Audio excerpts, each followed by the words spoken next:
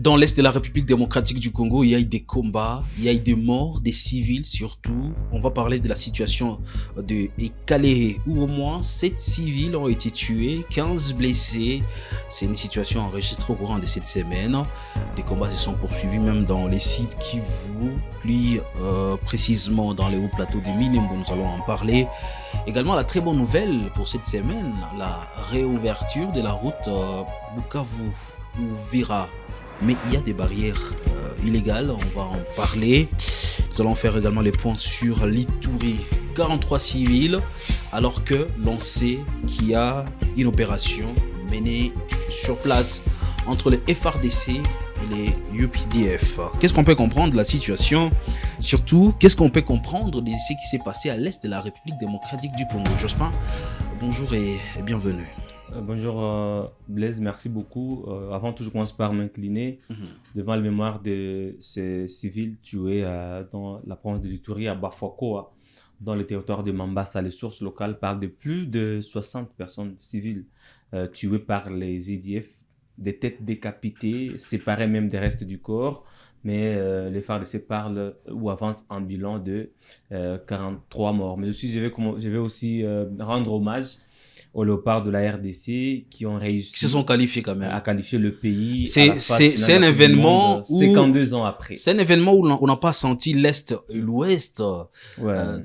tous derrière les léopards. À Goma, une grande célébration d'ailleurs. Il n'y a pas eu de blessés ni de morts lors des célébrations. Ouais, tout s'est bien passé. Comparativement à d'autres. À Kinshasa aussi, il n'y a pas eu beaucoup de dégâts enregistrés. Mais cette question, une curiosité, comment ça se fait à ce que l'on décrète une journée fériée alors qu'on est déjà 7 heures, 8 heures à Goma? Bon, c'est un décalage horaire qui ne dépend pas des autorités congolaises. C'était la fête, c'était l'euphorie, c'était la folie Blaise. 52 ans après, je pense que notre génération est peut-être bénie parce qu'on a vécu des dizaines d'années sans voir les léopards parce qu'à une phase finale de la Coupe du Monde, mais c'est fait, on va le voir, on va le vivre. Il le fallait, même si la journée n'aurait pas été déclarée chômée et payée, je pense que les Congolais seraient restés quand même en train de célébrer ce jour-là. Très bien. Alors, ce qui va nous intéresser de plus, c'est la situation sur les lignes des fronts. Cette semaine, d'abord à Calais, où il y a eu attaque de FARDC ou Ouadalène selon les sources de la société civile locale. L'on parle de 7 civils tués et 15, plus d'une dizaine, une dizaine de blessés. Oh, c'est une attaque barbare, je peux le qualifier ainsi, parce que elle a visé des paisibles citoyens le jour des marchés, comme vous le savez, dans le milieu reculé. Les grands marchés ne fonctionnent pas chaque jour. Il y a au moins une ou deux journées de la semaine. Et c'est chaque mardi, dans plusieurs villages, que les villageois se rassemblent dans un grand centre pour permettre aux villageois des coins reculés de venir s'approvisionner en produits de première nécessité, en produits manufacturés. Et c'était dans le centre de Changé où des villageois s'est rassemblés pour vendre et acheter. Et malheureusement, une attaque attribuée aux Wazalendo a fait 7 morts et 15 blessés graves. Parmi les 7 personnes tuées, il y a des femmes et des enfants, des innocents, qui étaient inoffensifs, qui n'ont rien fait de mal pour mériter cela. Mais selon nos sources sur place, l'attaque visait de commerçants et de boutiques. C'était plutôt au départ en vol. Les assaillants voulaient prendre des biens, des paisibles citoyens. Malheureusement, sur leur chemin, ils ont tué et blessé plusieurs civils. C'était à Changé, dans le territoire de Calais. C'était en début de semaine, mais encore jeudi, des affrontements ont été maintenant signalés entre les Wazalendo et l'AF-123 dans la même région, dans le haut plateau de Calais, parce qu'il faut le dire, dans le territoire de Calais, il y a aussi des hauts plateaux, tout comme à Minembwe ou dans une partie de Masisi et à Mouchaki. Ce sont des villages, Blaise, si vous les visitez un jour, ce sont des paradis. C'est comme à Mouchaki, c'est comme à Minembwe, ce sont des paradis. Malheureusement, théâtre des affrontements, des combats ne permettant pas aux éleveurs, par exemple, d'accroître leurs troupeaux. Au contraire, ce sont des cinquantaines de vaches qui ont été tué à Minembwe aussi cette même semaine. Mais je voulais juste faire cette petite parenthèse pour dire à ceux qui nous suivent, si un jour nous les prions, sont prêts chaque jour, la paix revenait dans l'est du pays. Vous allez peut-être un jour visiter Mushaki, Changé ou Minembwe. Ce sont des paradis sur terre. Ce sont des collines sur lesquelles coule le lait et le miel. Malheureusement, ce sont les mêmes coins qui font encore l'objet des tueries chaque jour. Ziralo a fait la une également au cours de cette semaine à Moussindi et Kachovu, où il y a eu des combats. Les combats ne s'arrêtent pas à l'est de la République démocratique du Congo malgré les initiatives de paix. Oui, comme vous le savez, il y a des milieux ruraux où l'F-123 contrôle les grands centres, mais vers les fins fonds, il y a les Wazalendo qui s'étaient repliés lors des grands combats. Et les Wazalendo n'ont jamais déposé leurs armes, ils n'ont jamais plié bagages, ils sont toujours là. Chaque fois qu'ils le peuvent, ils viennent attaquer, ils les répartent, ils viennent attaquer, ils les répartent. Et malheureusement, ce sont les civils qui sont les premières victimes. À chaque fois, les attaques de Wazalendo n'atteignent pas vraiment leur cible, qui est l'AF-123 ou les positions de l'ARC, l'armée ou la branche armée de l'AF-123, faute de matériel de combat adapté, faute des artilleries lourdes ou des mortiers adaptés au combat, faute d'une aviation adaptée au combat moderne, les Wazalendo se limitent au combat par terre et avec leurs moyens de bord. Parfois des armes du type AK-47 ou des petits mortiers. Et ce type d'armement ne permet pas aux Wazalendo d'atteindre leur cible, qui sont les positions de l'F-123. Et ces attaques de Wazalendo finissent au sein de la population, ce qui est à déplorer.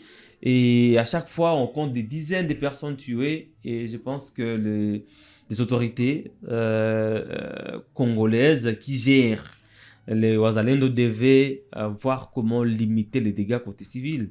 Interdire, par exemple, aux Wazalendo de circuler avec les armes dans le grand centre où il y a des marchés des civils.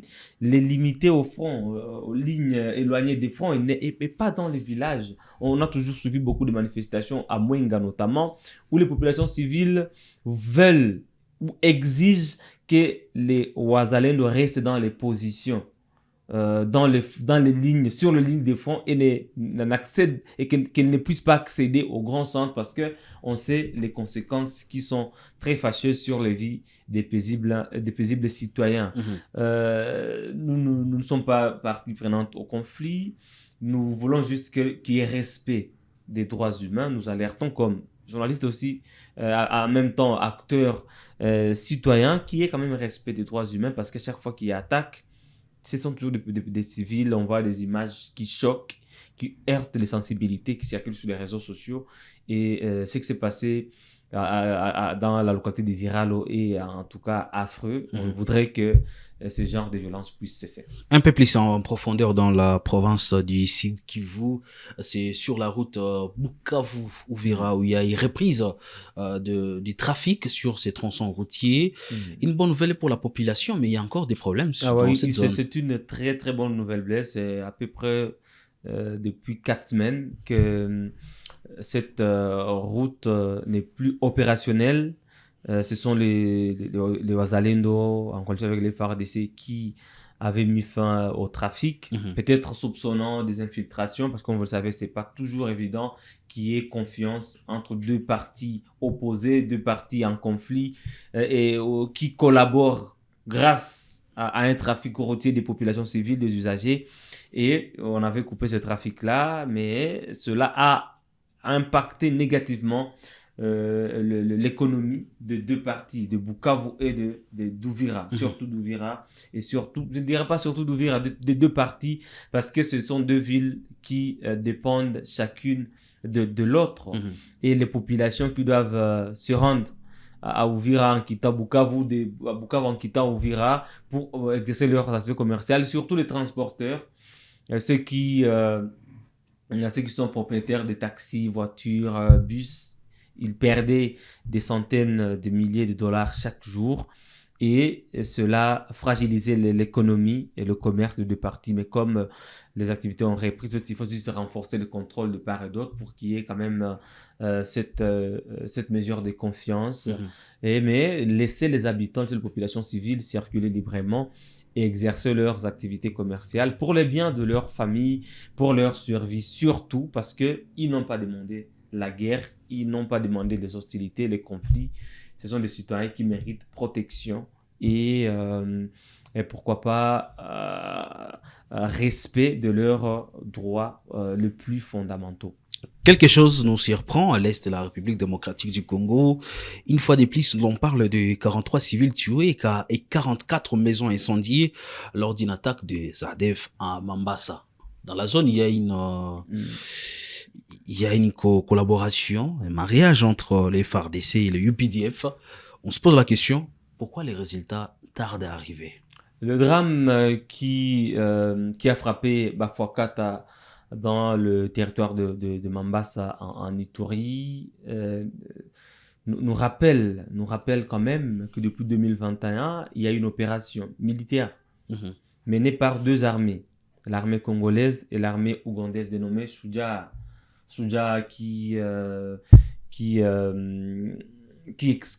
comment dire, Shuja en Swahili, qui signifie bravoure. La bravoure, c'est-à-dire que c'est une forte opération qui devait mettre fin principalement à l'activisme de l'ADF. Là, on ne cite pas les entités du Nord Kivu. Ouais, bien sûr. Spécialement Au nord seulement... et au Sud Kivu. C'est au Nord Sud Kivu.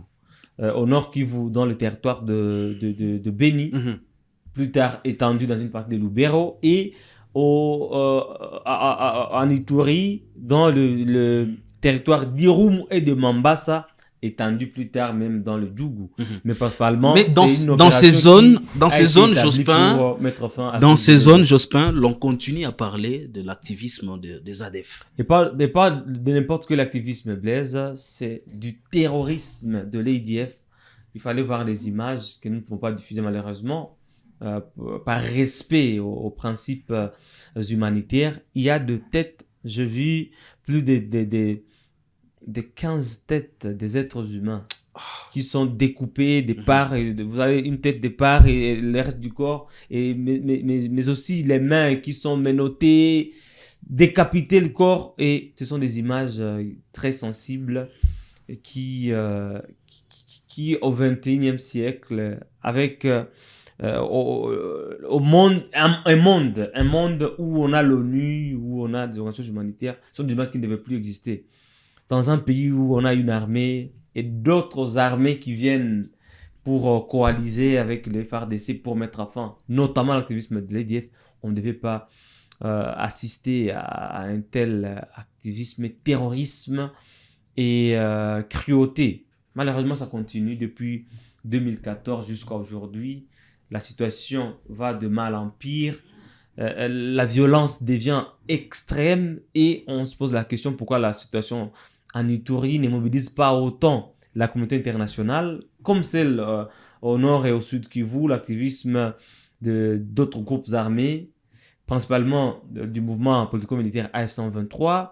Pourquoi pour la situation en Ituri, l'ONU ne se mobilise pas autant, l'Union européenne, le Qatar, l'Union africaine, les organisations dans la sous-région, l'EAC, la SADC. Pourquoi on se pose la question de savoir est-ce que cette partie de la RDC est déjà sacrifiée, est déjà abandonnée? Est-ce que la population de cette partie du pays ne fait plus partie intégrante du peuple congolais? On se pose autant de questions. Et ce qui nous intrigue comme population de la RDC, ce sont les déclarations de Mozi Kainerugaba, le chef d'état-major général de l'armée ougandaise, lui qui menaçait dernièrement de retirer les troupes ougandaises du sol congolais si on n'échangeait pas le gouverneur de l'Ituri, comme si l'Ouganda avait un mot d'ordre à donner au gouvernement congolais et comme si leur armée venait de mettre fin à l'activisme ou au terrorisme de l'ADF. Est-ce que nous devons continuer avec cette coalition? En tout cas, si nous avions un gouvernement qui écoute son peuple, on aurait déjà mis fin à cette coalition depuis plusieurs années. Parce que déjà, c'est une coalition qui a commencé en 2021. L'activisme s'est accentué en 2022. En 2023, on n'en parle même pas. Les mouvements citoyens, la lutte des droits humains ont demandé les députés aujourd'hui, comme c'est 5 ans, notamment Irachan Gracien, d'autres qui ont même à qui on a collé même l'étiquette des collaborateurs des FPIC, des Codeco, tout simplement parce qu'ils demandaient la fin de cette opération. Mais aujourd'hui, ça va faire 5 ans que le résultat, le bilan est nul.